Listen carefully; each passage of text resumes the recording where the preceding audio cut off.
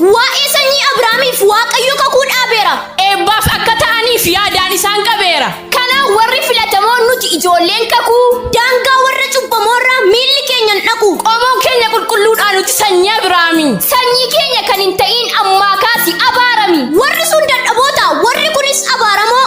Nuti garuu garraamotaa du'a jalaa baraaramoo. Garba cubbuu ta'anii cubbuun kan hubamanii. Silaasoo hin jiraatanii maal ta'aa yoo gubamanii. Si'achi humna hin qabanii Waaqayyotti deebi'uuf. Jireenya erga dhabanii biyyoon itti deebi'uuf. Cubbamoota erga ta'anii maaf nama keessa jiraatu. Namootarraa adda ba'anii bineensi maaf hin nyaatu. Geggeessaan abboota keenyaa Museen seera baaseera. Afaaniin ta'e barreeffamaan waa'ee cubbuu labseera. Namni cubbuu hojjetee Waaqayyo isaa yakke. Nama keessaa adda ba'ee dunkaana dudduuba dhaqee achittis wanta ta'u ta'ee wanta argus arga malee. Du'atu itti murtaa'e kan cubbame gar malee. Namni cubbame tokko gonkumaa qulqulloota wajjin jiraachuu hin qabu. Dubbatee amansiisee lubbuu isaatiif falmachuuf tasumaa mirga hin qabu. Waan cubbuu salphaa miti, salphaattis hin ilaalamu. Kanaaf namni cubbamaan du'aaf kan saaxilamu. Cubbamaani! Alagaa malee fira hin qabu. Dukkana malee ifa hin qabu. Du'a malee jireenya hin qabu. Goolii malee nagaa hin qabu. Dhibee malee fayyaa hin qabu. Yoo ta'e yoo ka'e. Yoo rafe yoo ka'e. Fiigus yoo sussuke. Fayyus yoo dhukkube. Beekus yoo wallaale. Kolfus yoo dallane. Aduu dhabee yoo uke. Jiidhas dhabee yoo goge.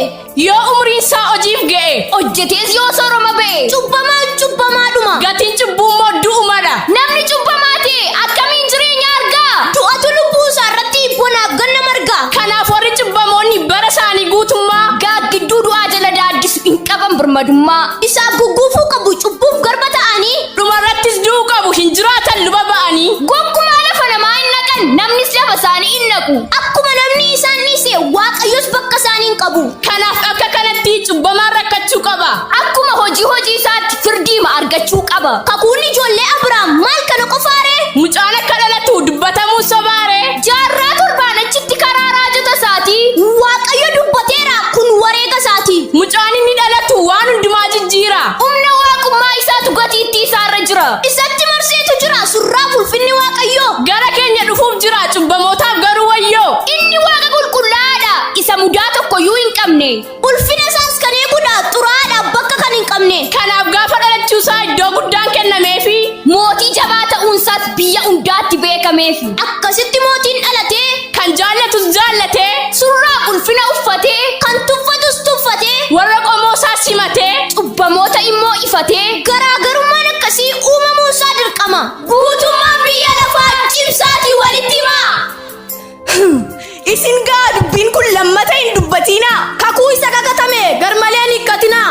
Akkasii yaaddanitti. Akka isin hiiktanitti. Akka isin beektanitti. Akka isin jettanitti. Mucaan inni dhalatu. Nama hundaan jaallatu. Qomoo tokko in simata. Qomoo tokko in ifata. Isa tokko in wallaana. Isa tokko in awwaala. Qomoo tokko in jaallata. Qomoo tokko in jibba. Akkumti hubannaa keessanii baay'ee nama dhiba. Akkasitti hiikama taanaan. Akkasitti yaadama taanaan. Akkasitti eegama taanaan. Akkasitti beekama taanaan. Akkasitti tilmaamamnaan. Akkasitti hubatamnaan. Akkasitti dubbatamnaan. Akkasitti fudhatamnaan. Akkasitti kakatamnaan. Waaqni waaqa wal caalmaa. Waaqa malaammaltummaa yookaan waaqa tolfamaa. Isintu hin beekne malee namni foonii kamiyyuu. Yoo maal ta'e maalillee cubbamaadha yoomiyyuu. Jannatuma keessatti Addaamirraa jalqabe. Cubbuun du'atti geessu nama hunda qaqqabe. Cubbuun qomoo filatee sanyii abaluun jedhu. Yookaan qomoo tokko sodaatee tokkotti gad hin jedhu. Biyya gaddeebituu maaltu gaddeebise? Waaqayyo isa kana gaafa yoomii labsee. Biyya gaddeebituu ishee tuffatamtuu. Jedheetu odeessaa ofii namni martuu.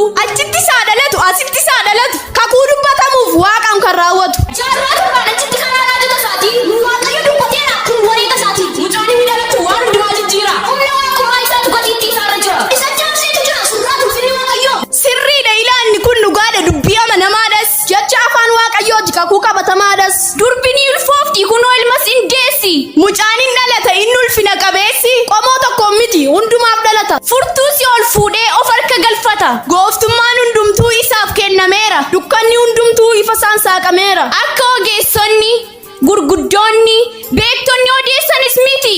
Bakki dhaloota isaa mandara Naazireet Beetlehem keessatti.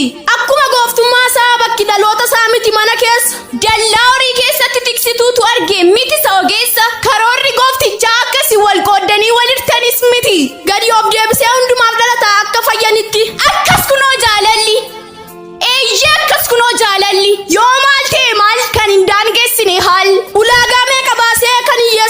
keessan kun dadhabaarraa yaada kaasee isa jabaaf kan hin loogne. Dhugumayyuu hin jiru loogiin isa bira gonkumaa. Utuu addaan hin baasin jaallata nama hundumaa. Jaallataa jaalleewwan isaaf gararraatti jaallatu. Gadi bu'ee waaqarraa kan dacheetti iyyaafatu. Mandara gaddeebituu saba ilaalcha hin qabne. Qomoof sanyii tuffatamtuu jaallatamuuf jaala hin qabne.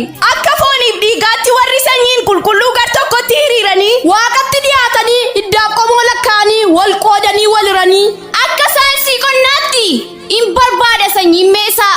namaaf garuu saayinsiinsaa hin hojjetu maaleessa. Qomoo ofii lakkaa'anii iddoo ofiis galalanii gubbaa sana of kaa'anii dhiiga ofiis calalanii bakka miilli namaa keessa darbuu hin feene. jirtiif hin jirtuu isheeyyuu namni kan hin beekne. Mootiin waaqaaf lafaa achuma keessaa ka'e. Ogeessota dursee tiksituutu dhaga'e. Dallaa horii keessatti misiraachootu ta'e. Mandara daawit keessaa fayyisaatu ka'e. Dubbichi dhugaadha maal godhanii danqu. Lafa hin dhaqu jedhan maraatanii dhaqu. Inni nuuf dhalate isa nun irraa dhalannedha. Kan ammoo yoo beekne yoo isatti amannedha. Fayyisaan biyya lafaa mee